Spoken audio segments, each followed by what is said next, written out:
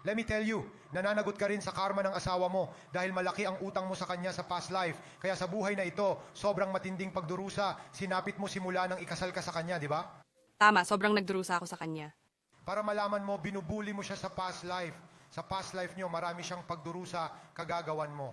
Kaya huwag kayong manakit at magkautang ng karma sa iba. Dapat bayaran ng utang. Huwag maminsala ng iba. Babalik rin sa'yo kung ano ginagawa mo sa iba. Nakita ko lang na tinutulungan mo ang asawa mo na nagtitinda ng isda. Tinutulungan mo siya na manlinlang ng mga tao. Kulang sa timbang binibigay nyo sa kung ano ang binayaran. Kailangan mong pagsisihan ang mga ito. Napaka-pathetic ang lupit ng karakter kaya napapaluha si Guan Yin Bodhisattva. Maraming tao ang hindi na kayang iligtas. Isa pa, napakarami mong boyfriend dati. Opo. Anong silbi ngayon ng kagandahan pero tad ng cancer ang buong katawan?